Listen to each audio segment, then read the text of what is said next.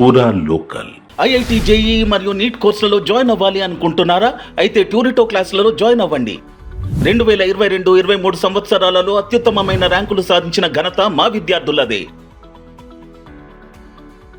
11 మరియు 12వ తరగతుల కొరకు అడ్మిషన్స్ జరుగుతున్నవి. నమస్తే, వెల్కమ్ టు పూరా లోకల్. నేను మీ కృష్ణబాల. ముందుగా ముఖ్యాంశాలు చూద్దాం. ఏపీ సీఎంగా పదవి బాధ్యతలు చేపట్టిన చంద్రబాబు నాయుడు, హామీలపై తొలి సంతకం చేసిన బాబు. కేంద్ర మంత్రులుగా కిషన్ రెడ్డి, బండి సంజయ్, రామ్మోహన్ నాయుడు పదవి బాధ్యతలు స్వీకరణ. తెలంగాణ శాసన మండలిలో ఎమ్మెల్సీలుగా నవీన్ కుమార్ రెడ్డి, తీన్మార్ మల్లన్నలు ప్రమాణ స్వీకారం. తెలంగాణలో గొర్రెల పంపిణీలో అవకతవకలపై ఈడీ ఫోకస్. 700 కోట్ల రూపాయల అవినీతి జరిగినట్లు ఏసీబీ వెల్లడి. తెలంగాణ ప్రభుత్వ పాఠశాలలో విద్యార్థులకు పంపిణీ చేసిన పుస్తకాలను వెనక్కి తీసుకోవాలని విద్యాశాఖ ఆదేశాలు. ఆంధ్రప్రదేశ్ ముఖ్యమంత్రిగా టీడీపీ అధినేత నారా చంద్రబాబు నాయుడు ఈ రోజు సాయంత్రం 4:41 సచివాలయంలో మొదటి బ్లాక్లో ఉన్న ఛాంబర్లో సీఎంగా పదవి బాధ్యతలు స్వీకరించారు. తన ఛాంబర్లో వేద పండితుల ఆశీర్వచనాలు, దీవెనలతో బాధ్యతలు తీసుకున్నారు. దారి పొడవునా భారీ స్వాగతాలతో సచివాలయానికి చేరుకున్న ఆయన అధికారిక ఫైళ్లపై సంతకాలు చేసి రాష్ట్ర పగ్గాలు చేపట్టారు. సచివాలయానికి వెళ్తున్న సమయంలో రాజధాని రైతులు, ఉద్యోగులు చంద్రబాబుకి ఘనస్వాగతం పలికారు. స్వాగతం పలుకుతూ దారి పొడవునా భారీగా హోర్డింగ్లు ఏర్పాటు చేశారు. పెద్ద సంఖ్యలో టీడీపీ శ్రేణులు, ప్రజలు భారీ స్వాగతం పలికారు. రోడ్డుకు ఇరువైపులా పూల స్వాగతం పలికారు. జై చంద్రబాబు, జై జై చంద్రబాబు అంటూ పెద్ద ఎత్తున నినాదాలు చేస్తూ ఆయనపై పూలు చల్లారు. సీడ్ యాక్సిస్ రోడ్డుకు ప్రజలు పెద్ద సంఖ్యలో చేరుకున్నారు. కేంద్ర బొగ్గు గనుల శాఖ మంత్రిగా ఈరోజు కిషన్ రెడ్డి బాధ్యతలు స్వీకరించారు. ఢిల్లీలోని శాస్త్రి భవన్లో ఆయన బాధ్యతలు స్వీకరించారు. ఈ సందర్భంగా తన సతీమణితో కలిసి ప్రత్యేక పూజలు నిర్వహించగా పురోహితులు కిషన్ రెడ్డికి వేద ఆశీర్వచనం పలికారు. అంతకుముందు తెలంగాణ భవన్లో పోలీసుల గౌరవ వందనం స్వీకరించారు. కుటుంబ సమేతంగా తెలంగాణ భవన్లోని ఆలయాల్లో ప్రత్యేక పూజలు నిర్వహించారు. తెలంగాణ భవన్ బయట ఉన్న అంబేద్కర్ విగ్రహానికి పూలమాల వేసి నివాళి అర్పించారు. అనంతరం అమరవీరుల స్తూపం వద్ద నివాళులు అర్పించారు. ఈ కార్యక్రమానికి మల్కాజ్గిరి ఎంపీ ఈటెల రాజేందర్, పార్టీ నేతలు హాజరయ్యారు. మరో కేంద్ర మంత్రి ప్రహ్లాద్ జోష్ కిషన్ రెడ్డి ఛాంబర్కు వచ్చి శుభాకాంక్షలు తెలిపారు. ఈ సందర్భంగా మీడియాతో మాట్లాడిన కిషన్ రెడ్డి, 10 ఏళ్ల క్రితం దేశవ్యాప్తంగా బొగ్గు కొరత కారణంగా వ్యవసాయ, పారిశ్రామిక, ఐటీ రంగాల్లో విద్యుత్ కోతలు ఉండేవన్నారు. హైదరాబాద్లోనూ పరిశ్రమలు విద్యుత్ కోతల కారణంగా ఇబ్బందులు ఎదుర్కొన్నాయని, విద్యుత్ కోతల కారణంగా పంటలు ఎండిపోయి, మోటార్లు కాలిపోయి అనేక మంది రైతులు ఆత్మహత్యలకు పాల్పడ్డారన్నారు. కానీ ఈ 10 ఏళ్లలో నరేంద్ర మోడీ విద్యుత్ కోతలు లేని నూతన భారతదేశాన్ని ఆవిష్కరించారని చెప్పారు. విద్యుత్ కోతలు నివారించడంలో బొగ్గు గనుల శాఖ కీలకమైనదని, రాబోయే రోజుల్లో పూర్తి స్థాయిలో విద్యుత్ కోతలు లేని భారత్ని నిర్మించేందుకు తన వంతు కృషి చేస్తానన్నారు. ప్రస్తుతం విదేశాల నుంచి కొంతమేర బొగ్గును దిగుమతి చేసుకుంటున్నామని, రాబోయే రోజుల్లో దేశానికి సరిపడా బొగ్గును మనమే ఉత్పత్తి చేసుకోవాల్సి ఉందన్నారు. మినరల్స్ని ఇతర దేశాలకు ఎగుమతి చేయాల్సిన అవసరం ఉందన్నారు. 5వ అతిపెద్ద ఆర్థిక వ్యవస్థగా ఉన్న భారతదేశాన్ని 3వ అతిపెద్ద ఆర్థిక వ్యవస్థగా తీర్చిదిద్దేందుకు, ప్రజల ఆకాంక్షలను నెరవేర్చేందుకు మోడీ నాయకత్వంలో అధికారులతో సమన్వయంతో పనిచేసి దేశ ప్రజలు ఆకాంక్షలను నెరవేర్చేందుకు కృషి చేస్తానన్నారు.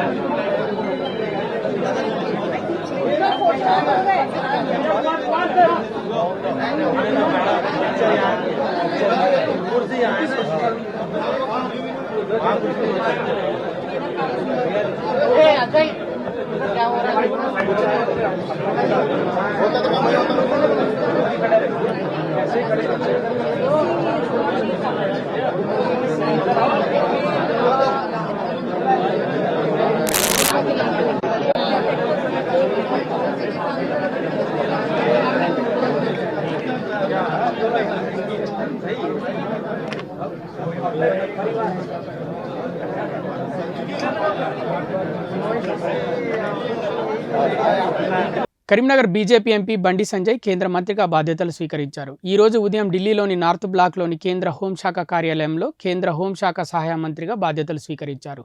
భద్రతా కారణాలతో సాదాసీదాగా ఈ వేడుక జరిగింది. కేంద్ర హోంశాఖ సహాయ మంత్రిగా బాధ్యతలు స్వీకరించిన బండి సంజయ్కు సహచర మంత్రి నిత్యానందరాయ్ అభినందనలు తెలిపారు. జగద్గురు శంకరాచార్య హంపి విరూపాక్ష విద్యారణ్య పీఠాధిపతులు శ్రీ శ్రీ శ్రీ విద్యారణ్య భారతీ స్వామీజీ స్వయంగా హాజరై ఆశీర్వదించారు. హైదరాబాద్, కరీంనగర్ నుంచి వెళ్లిన బీజేపీ నేతలు, కార్యకర్తలు, అభిమానులు బండి సంజయ్కు శుభాకాంక్షలు తెలిపారు. శాలువాలతో సత్కరించారు. కేంద్ర హోంశాఖ సహాయ మంత్రిగా తన బాధ్యతలను ప్రజల కోసం, ప్రజల రక్షణ కోసం పనిచేస్తానన్నారు బండి సంజయ్. కేంద్ర పౌర విమానయాన శాఖ మంత్రిగా నియమితుడైన టీడీపీ యువ ఎంపీ కింజరావు రామ్మోహన్ నాయుడు ఇవాళ ఢిల్లీలోని రాజీవ్ గాంధీ భవన్లో కేంద్ర మంత్రిగా బాధ్యతలు స్వీకరించారు. ఈ సందర్భంగా రామ్మోహన్ నాయుడు మాట్లాడుతూ ఈ బాధ్యత అప్పగించిన ప్రధాని నరేంద్ర మోదీకి ప్రత్యేక ధన్యవాదాలు తెలుపుకుంటున్నానని వెల్లడించారు. కేంద్ర కేబినెట్లో అత్యంత పిన్న వయస్కుడినైన తనపై బాధ్యతను మోపారని, ప్రధానికి యువతపై ఉన్న నమ్మకం దీని ద్వారా అర్థమవుతుందని అన్నారు. 100 రోజుల ప్రణాళిక తయారు చేసి దాన్ని అమల్లోకి తీసుకువస్తామని రామ్మోహన్ నాయుడు తెలిపారు. టెక్నాలజీ వినియోగంతో పౌర విమానయానాన్ని మరింత ముందుకు తీసుకెళ్లేందుకు కృషి చేస్తానని చెప్పారు. సామాన్య ప్రయాణికుల కోసం ఈజ్ ఆఫ్ ఫ్లయింగ్ పై దృష్టి పెడతామని, ఎయిర్పోర్ట్ల నిర్మాణం వేగవంతం చేస్తామని వివరించారు. భోగాపురం ఎయిర్పోర్ట్ను త్వరితగతిన పూర్తి చేస్తామని చెప్పారు. విజయవాడ, తిరుపతి ఎయిర్పోర్ట్లకు కనెక్టివిటీ పెంచేందుకు కృషి చేస్తానని ఆయన తెలిపారు.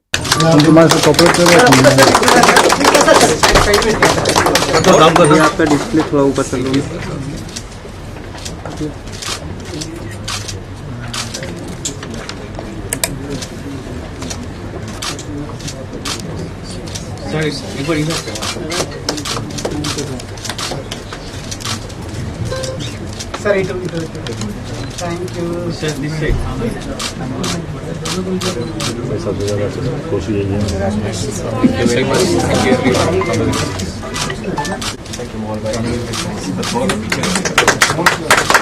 ये हमारे एमएस साहब है मोहल जी, मुरलीधर मोहल जी. ఈరోజు గ్రాడ్యుయేట్ ఎమ్మెల్సీ ఎన్నికల్లో విజయం సాధించిన కాంగ్రెస్ అభ్యర్థి తీన్మార్ మల్లన్న ప్రమాణ స్వీకారం చేశారు. మండలి చైర్మన్ గుత్తా సుఖేందర్ రెడ్డి సమక్షంలో ప్రమాణం చేశారు. మండలి చైర్మన్ ఛాంబర్ ప్రమాణ స్వీకార కార్యక్రమం జరిగింది. ఈ సందర్భంగా ఆయన మాట్లాడుతూ తాను ఇప్పటి వరకు ఏ పదవి చేయలేదని, తనను గ్రాడ్యుయేట్ ఎమ్మెల్సీగా గెలిపించిన అందరికీ ధన్యవాదాలని అన్నారు. తనపై నమ్మకంతో ఓట్లు వేసిన గ్రాడ్యుయేట్లందరికీ ధన్యవాదాలని, బాధ్యత కలిగిన వ్యక్తిగా ఉంటానని చెప్పారు. ఈ కార్యక్రమంలో మంత్రి Jupally Krishna Rao, Congress party Telangana incharge Deepa Dasmunsi, Congress party నాయకులు తదితరులు పాల్గొన్నారు.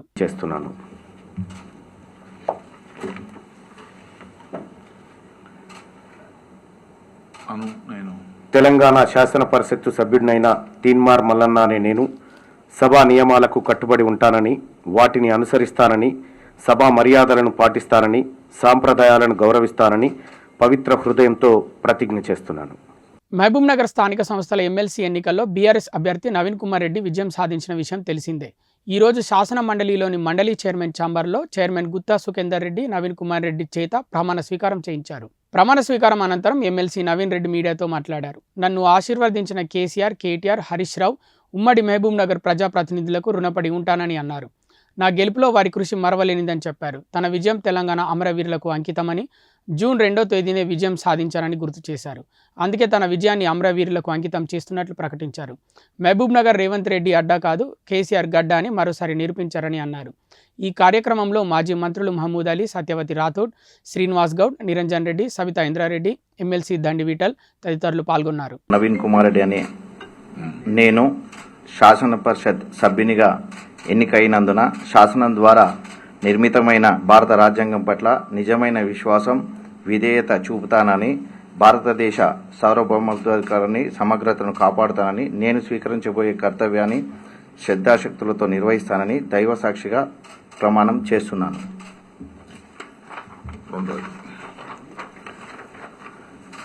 తెలంగాణ శాసన పరిషత్ సభ్యుడనైన నగర్గుంట నవీన్ కుమార్ రెడ్డి అనే నేను సభా నియమాలకు కట్టుబడి ఉంటానని, వాటిని అనుసరిస్తానని, సభా మర్యాదలను పాటిస్తానని, సాంప్రదాయాలను గౌరవిస్తానని దైవ సాక్షిగా ప్రమాణం చేస్తున్నాను. రాష్ట్రాన్ని డ్రగ్స్ ఫ్రీ స్టేట్గా మార్చేందుకు రేవంత్ సర్కార్ పకడ్బందీ చర్యలు చేపడుతోంది. ఈ క్రమంలోనే డ్రగ్స్, గంజాయి అక్రమ రవాణాపై ఉక్కుపాదం మోపాలంటూ పోలీస్ శాఖకు ఆదేశాలను జారీ చేసింది. ఈ మేరకు టాస్క్ ఫోర్స్ పోలీస్ సిబ్బంది రాష్ట్రంలోని ప్రధాన నగరాల్లో విస్తృతంగా తనిఖీలు చేపడుతున్నారు. బస్టాండ్, రైల్వే స్టేషన్లు, పట్టణాల్లో ప్రధాన కూడళ్లలో వాహనాలను ఆపి మరీ క్షుణ్ణంగా తనిఖీ చేస్తున్నారు.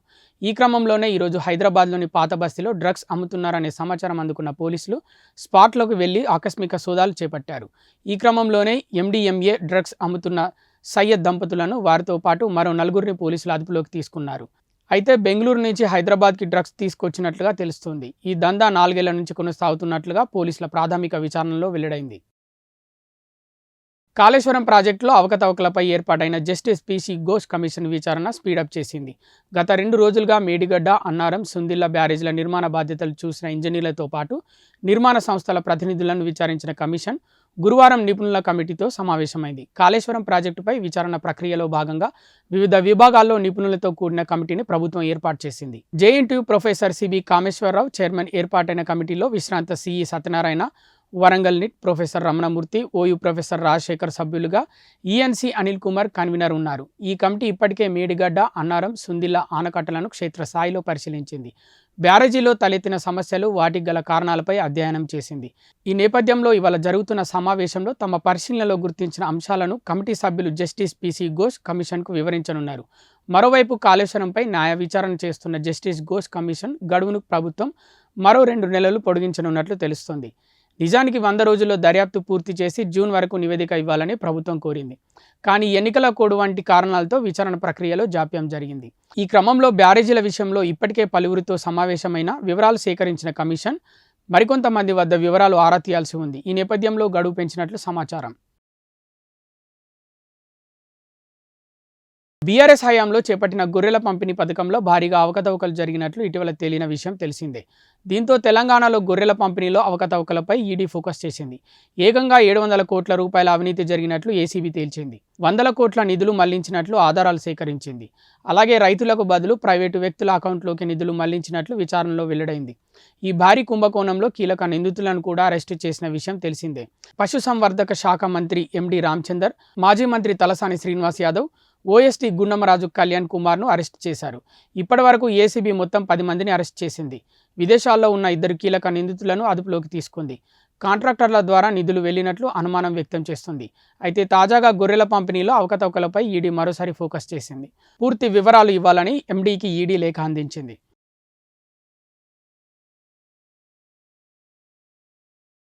తెలంగాణ ప్రభుత్వ పాఠశాలలో విద్యార్థులకు పంపిణీ చేసే పాఠ్య పుస్తకాలపై సెక్రటేరియట్ అధికారులు నిర్లక్ష్యంగా వ్యవహరించారు.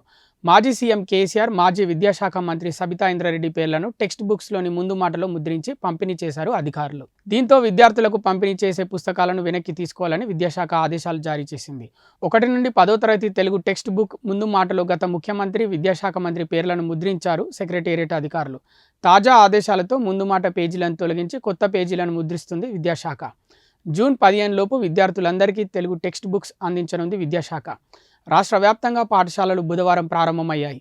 ప్రభుత్వ బడులకు వచ్చిన విద్యార్థులకు అధికారులు, ప్రజాప్రతినిధులు, ఉపాధ్యాయులు పాఠ్యపుస్తకాలు, వర్క్ బుక్లు పంపిణీ చేశారు. తాజాగా వాటిని వెనక్కి తీసుకోవాలని అధికారులు ఆదేశించారు. గ్రామీణ ప్రాంతాల్లోని ప్రజల ఆరోగ్యాలను దృష్టిలో పెట్టుకుని ప్రభుత్వం కొత్త కార్యక్రమానికి శ్రీకారం చుట్టబోతుంది. ఈ మేరకు గ్రామాల్లో 108 ఆరోగ్య సేవలు మాదిరిగానే మొబైల్ మెడికల్ ల్యాబ్లను వైద్య ఆరోగ్య శాఖ అందుబాటులోకి తీసుకురాబోతుంది. ఈ కార్యక్రమంలో భాగంగా గ్రామంలో అందరికీ ఉచిత హెల్త్ చెకప్తో పాటు పరీక్షలు కూడా ఉచితంగా చేయనున్నారు. ఇందుకోసం అత్యాధునిక టెక్నాలజీతో వాహనాల్లో మెడికల్ ల్యాబ్లను సిద్ధం చేయనున్నారు. అదేవిధంగా ఇందులో 26 నుంచి 70 ఏళ్ల వయసు ఉన్న వారికి అన్ని రకాల రక్త పరీక్షలు, క్యాన్సర్, షుగర్, గుండె జబ్బులకు సంబంధించి స్క్రీనింగ్ పరీక్షలను నిర్వహిస్తారు. ఆ పరీక్షల్లో ఆరోగ్య సమస్యలు ఏమైనా ఉన్నట్లు తెలిస్తే వారికి ఉచితంగా మందులు కూడా అందజేయనున్నట్లు వైద్య ఆరోగ్య శాఖ స్పష్టం చేసింది. ఎన్హెచ్ఎంలో భాగంగా నిర్వహించే ఈ కార్యక్రమానికి కేంద్రం నుంచి 60% నిధులు, రాష్ట్ర ప్రభుత్వం నుంచి 40% నిధులు సమకూర్చనున్నట్లుగా తెలుస్తోంది. చంద్రబాబు ఏపీ ముఖ్యమంత్రిగా నిన్న ప్రమాణం చేసిన విషయం తెలిసిందే. దీంతో ఆంధ్రప్రదేశ్లో చంద్రబాబు మార్కు పాలన మొదలైంది. ప్రమాణ స్వీకారం చేసిన వెంటనే పాలనలో మార్పు చూపించారు. ప్రత్యర్థులపై కక్ష సాధింపు చర్యలు, పగ ఉండవని నిరూపించారు. రాష్ట్రంలో స్కూల్స్ పునఃప్రారంభమైన నేపథ్యంలో జగన్ ఫోటో ఉన్నా సరే విద్యార్థులకు ఆకిట్లనే పంపిణీ చేయాలంటూ అధికారులకు ఆదేశాలు జారీ చేశారు. ప్రజాధనం దుర్వినియోగం చేయవద్దంటూ చంద్రబాబు అధికారులను ఆదేశించారు. ఉద్యోగాల కోసం కళ్ళు కాయలు కాసేలా ఎదురు చూస్తున్న నిరుద్యోగులకు Kothagudem Singareni colonies company limited శుభవార్త చెప్పింది. కంపెనీలో వివిధ విభాగాల్లో ఖాళీగా ఉన్న పోస్టులను భర్తీ చేసేందుకు నోటిఫికేషన్ను విడుదల చేసింది. అయితే అందులో executive cadre, non executive cadre మొత్తం 327 ఖాళీలను పూర్తి చేసేందుకు నోటిఫికేషన్ విడుదలైంది. అర్హత, ఆసక్తి గల అభ్యర్థులు ఆన్లైన్ విధానంలో జూన్ 29వ తేదీలోపు ఆన్లైన్లో దరఖాస్తు చేసుకోవాలని అధికారులు సూచించారు.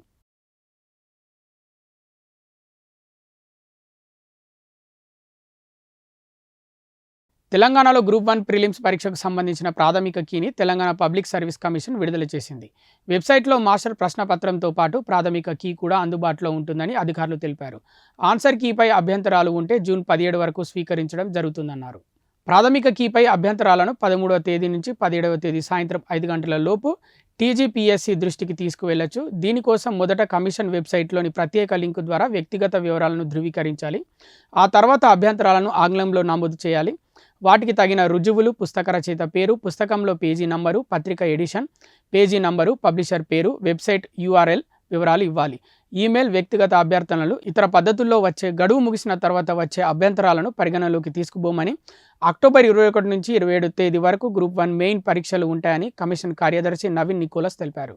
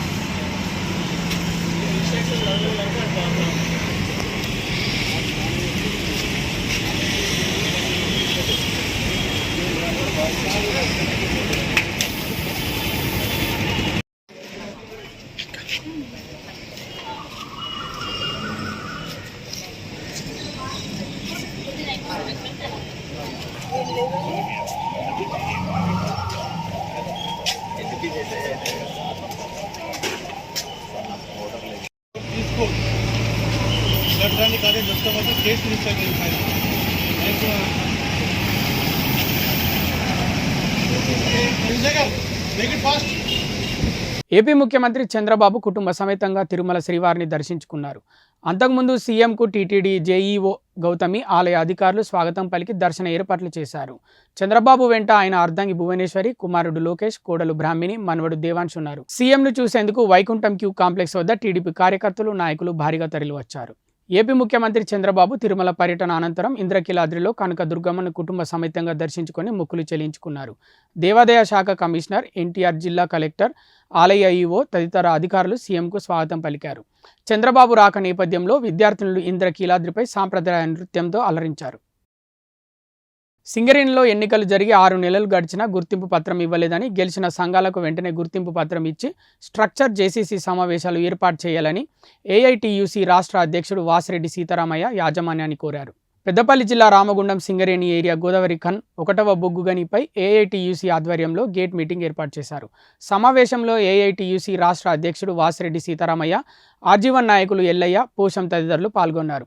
ఈ సందర్భంగా సీతారామయ్య మాట్లాడుతూ సింగరేణిలో రాజకీయ జోక్యాన్ని అరికట్టాలని, అలాగే కొత్త బొగ్గు గన్లను ఏర్పాటు చేయాలన్నారు. సింగరేణిలో ఖాళీగా ఉన్న పోస్టులను భర్తీ చేయాలని, అలాగే చట్ట ప్రకారం గుర్తింపు సంఘంకు ప్రాతినిధ్యం కల్పించాలని యాజమాన్యాన్ని కోరారు.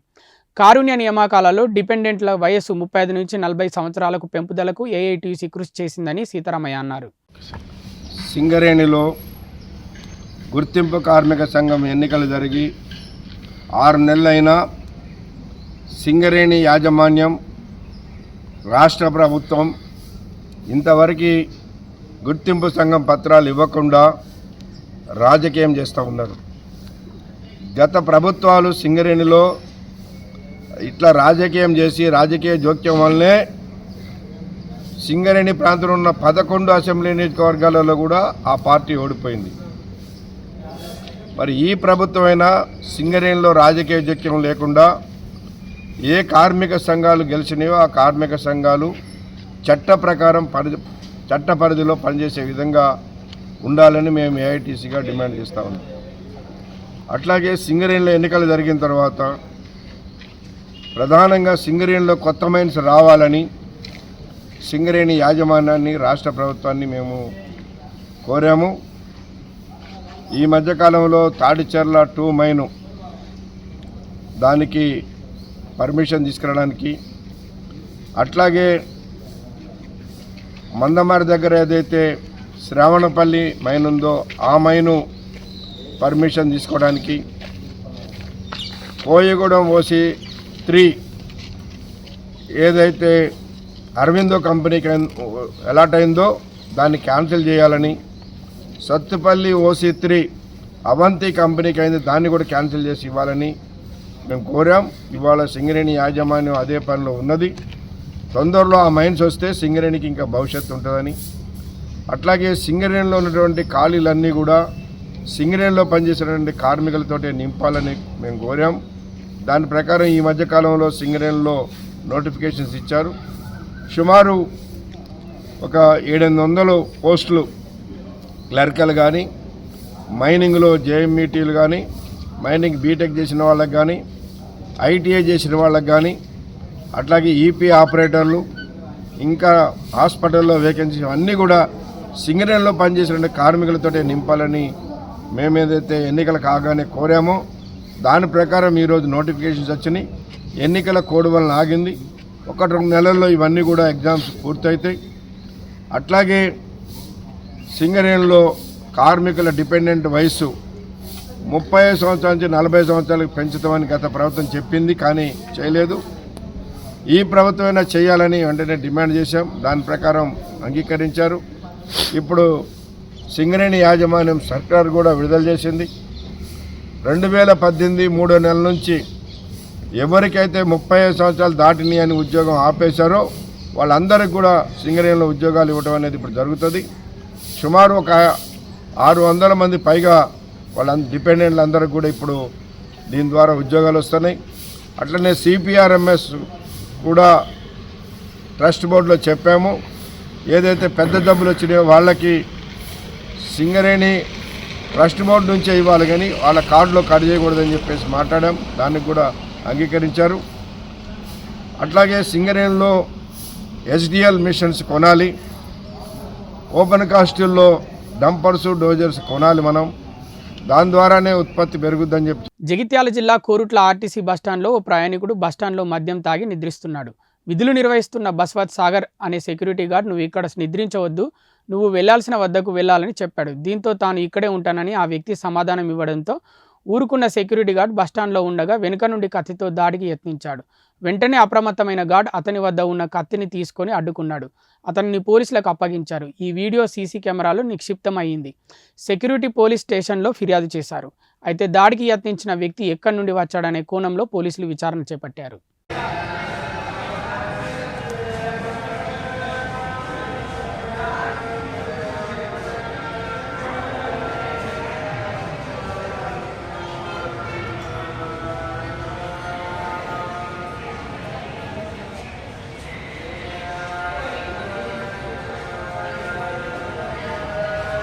అయితే ప్లాట్ఫామ్ 8 ప్లాట్ఫామ్ ఇక్కడ ఆయన పన్నాడు. ప్యాసింజర్ ఇబ్బంది అవుతుంది అనుకుంటా లేపేసరికి ఎవరు పోవాలంటే కనీయ ఆటో నేను ఒరిసా పోవాలనుకుంటే చెప్పిండు. బస్సులు వెళ్ళిపోయినాయి, మరి ఇక్కడ ఎవరిదాకా ఏం చేస్తున్నావు బాబా అనుకుంటే లేపినా నువ్వు నేను పన్నునికి ఎందుకు లేపినావు అనుకుంటా మొత్తం అడ్డం కూడా మాట్లాడాను. ఫస్ట్ స్టార్టింగ్లో ఆయన హిందీలో ఓరుతుండు, హిందీలో వీడుతుండు. నాకు ఎట్లా అంటే హిందీ చక్కగా రాదన్నాడు.